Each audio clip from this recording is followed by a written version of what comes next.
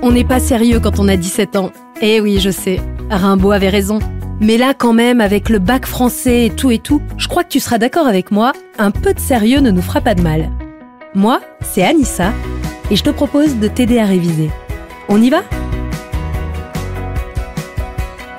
Ton bac de français avec Anissa.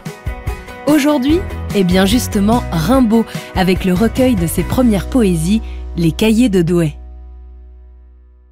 Pablo Picasso a signé son premier grand tableau à 14 ans. Taylor Swift a sorti son premier album à 16 ans. Arthur Rimbaud a commencé à écrire des poèmes à 15 ans. Comme disait Corneille, aux âmes bien nées, la valeur n'attend point le nombre des années. Arthur Rimbaud naît le 20 octobre 1854 à Charleville, dans le nord-est de la France. C'est un élève brillant qui collectionne les prix d'excellence. Arthur, c'est très bien, 20 sur 20. Mais qui étouffe dans cette petite ville de province.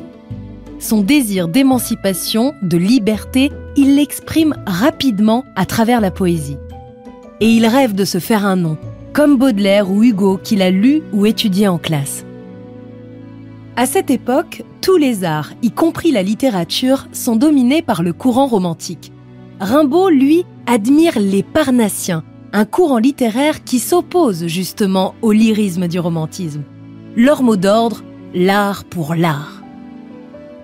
Le 24 mai 1870, Rimbaud envoie à leur chef de file, Théodore de Banville, 3 poèmes dans l'espoir qu'il lui trouve un éditeur. Bon, c'est raté. Mais le jeune Arthur Rimbaud ne baisse pas les bras. Fin août 1870, sa soif de liberté le pousse à fuguer loin de Charleville. Après un passage en prison pour avoir resquillé dans le train, il est recueilli par son professeur de français à Douai, où il fait la connaissance du poète Paul Démeny. Il pense que Démeny peut l'aider à être publié, alors il lui confie 15 poèmes, puis 7 supplémentaires après une nouvelle fugue. Ces 22 poèmes, Paul Démeny ne les publiera pas. Enfin, pas tout de suite. Mais ce sont eux qui composent ce qu'on appelle aujourd'hui les Cahiers de Douai. En septembre 1871, le poète Paul Verlaine invite Rimbaud à Paris et succombe aussitôt à son charme. Quelques mois plus tard, il abandonne femme et enfants pour s'enfuir avec le jeune poète. Commence entre les deux hommes une relation tumultueuse et passionnelle entre crise de jalousie et soirée arrosée à l'absinthe. Jusqu'à ce jour du 10 juillet 1873 à Bruxelles, où Verlaine tire 2 coups de feu sur son amant. Rimbaud est blessé au poignet et Verlaine condamné à 2 ans de prison. Cet épisode marquera la fin de leur histoire d'amour. Rimbaud s'inspire de cette expérience pour écrire un recueil de poèmes en prose, recueil qu'il publiera lui-même sous le titre « Une saison en enfer ». Il y évoque ses souffrances, ses désillusions, mais aussi ses espoirs. Et on peut constater que la poésie de Rimbaud a évolué, qu'elle s'est éloignée des préceptes des Parnassiens. Puis il y aura les Illuminations, en 1886, et un grand voyage à travers le monde. Le poète a laissé la place à l'explorateur. L'Allemagne, la Suède, l'Italie, Chypre, le Yémen, jusqu'en Éthiopie, où il devient marchand d'armes. Malade, il revient en France en 1891 et meurt le 10 novembre de la même année, à l'âge de 37 ans. Et les Cahiers de Douai alors ? Eh bien, ils sont publiés pour la première fois en 1893 par l'intermédiaire de Paul Démeny, à qui Rimbaud les avait confiés 23 ans auparavant, en 1870.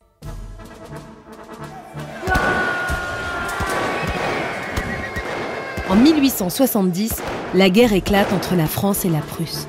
La France est isolée diplomatiquement et possède une armée plus faible. En 2 mois, c'est la défaite et la fin du Second Empire. Le 4 septembre 1870, la Troisième République est proclamée, mais Paris se retrouve assiégé par l'armée prussienne. En janvier 1871, un armistice est conclu. Malgré le froid, malgré la faim, malgré les bombardements, la population parisienne condamne cet armistice. Le 26 mars 1871, les Parisiens élisent un conseil municipal insurrectionnel. C'est la Commune de Paris. le gouvernement installé à Versailles décide de la réprimer et procède à 25 000 exécutions sommaires pendant ce qu'on appelle la Semaine sanglante. On ne sait pas si Rimbaud participe à la Commune ou s'il est monté sur les barricades pendant la Semaine sanglante, mais avec son tempérament révolté, on est sûr qu'il adhère à ce mouvement révolutionnaire et il y fera référence dans certains de ses écrits. Mais évidemment, pas dans les poèmes qu'on retrouve dans les cahiers de Douai. Pourquoi ? Eh bien parce qu'ils ont été écrits des mois avant la Commune de Paris. D'ailleurs, si on s'y plongeait dans ces cahiers de Douai. Les cahiers de Douai contiennent donc des poèmes écrits par Rimbaud à 15 et 16 ans et sont divisés en 2 parties.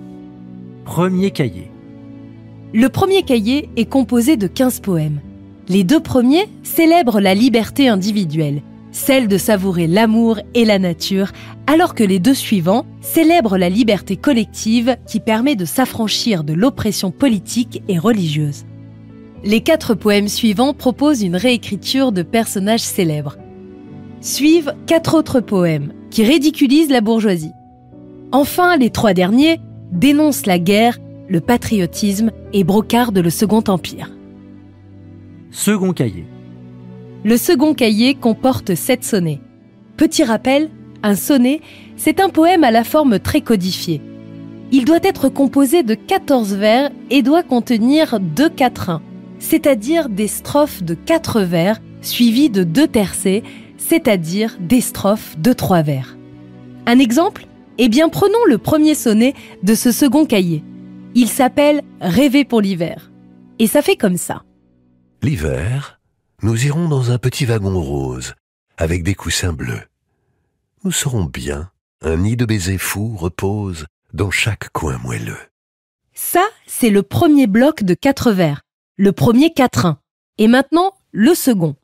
Tu fermeras l'œil pour ne point voir par la glace grimacer les ombres du soir. Ces monstruosités hargneuses, populaces de démons noirs et de loups noirs. Et maintenant, les 2 tercets, c'est-à-dire les 2 strophes de 3 vers. Puis, tu te sentiras la joue égratignée. Un petit baiser, comme une folle araignée, te courra par le cou. Ça fait 3 vers. Et tu me diras « cherche » en inclinant la tête. Et nous prendrons du temps à trouver cette bête qui voyage beaucoup. Et ça aussi, le compte est bon. Des sonnets comme ça, il y en a 7 dans la seconde partie des cahiers de Douai. Dans Rêver pour l'hiver, qu'on vient d'écouter, Rimbaud évoque le plaisir et un amour un peu coquin. Les autres sonnets abordent sa fugue en Belgique en octobre 1870.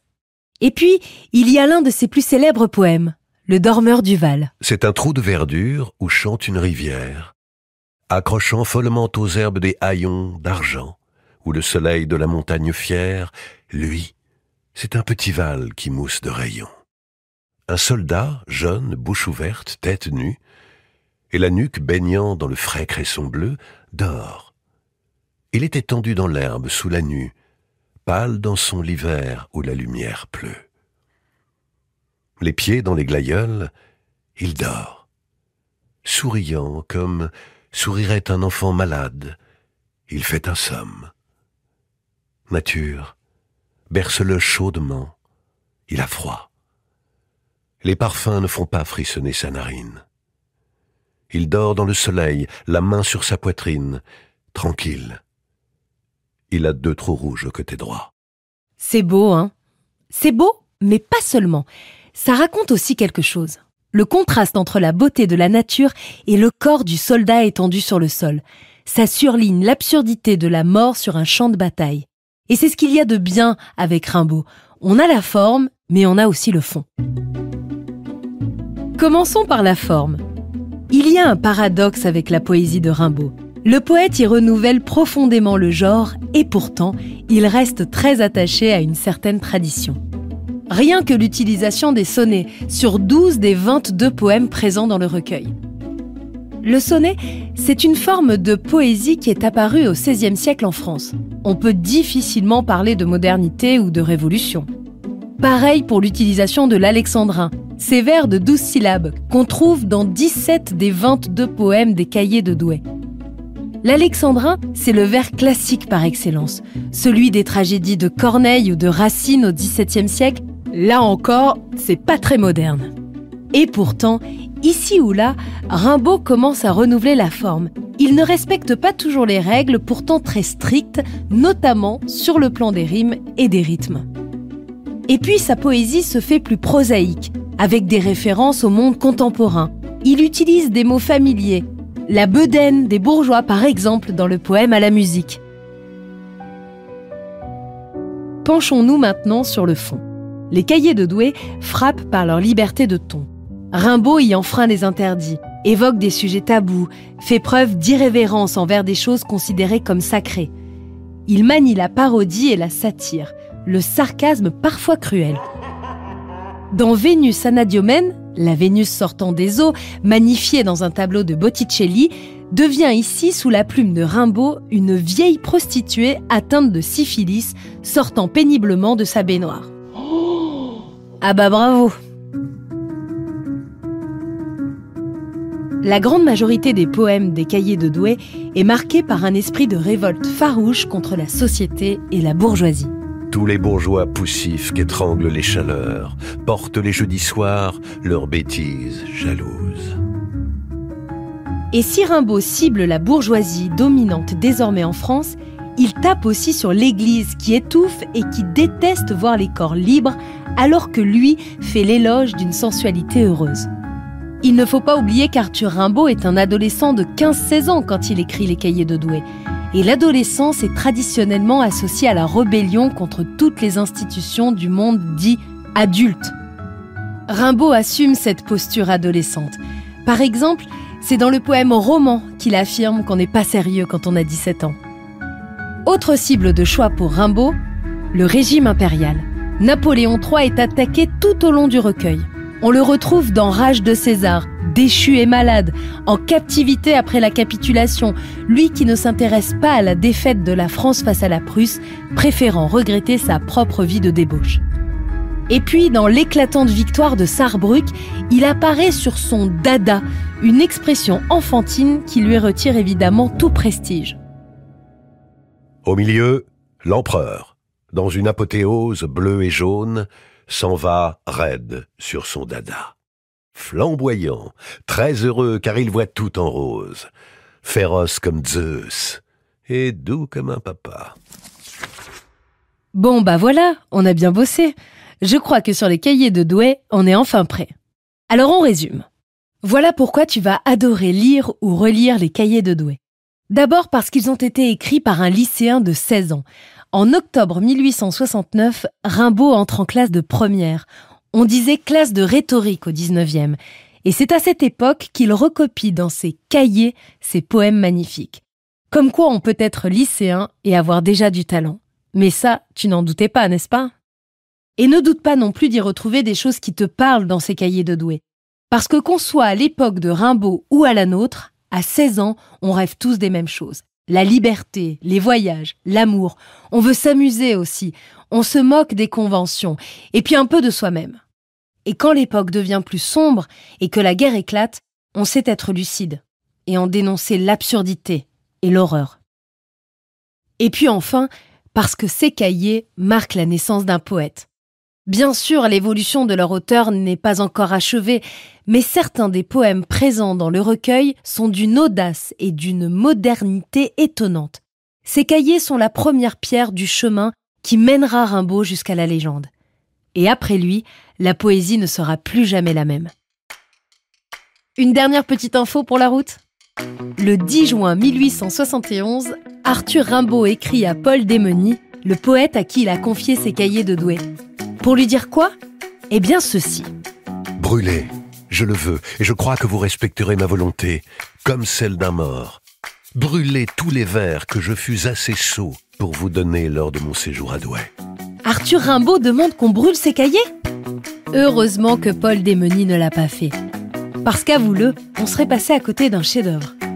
Et puis aussi parce qu'on n'aurait pas eu le plaisir de se retrouver aujourd'hui pour en parler, et ça aurait été dommage, non ?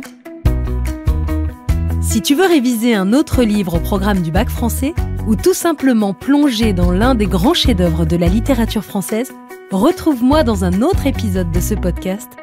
Ils sont tous dispo sur toutes les plateformes habituelles, sur le site et l'appli Europe 1 et sur anabac.com. À bientôt. Ton bac de français avec Anissa est une coproduction Europe 1 édition Hatier.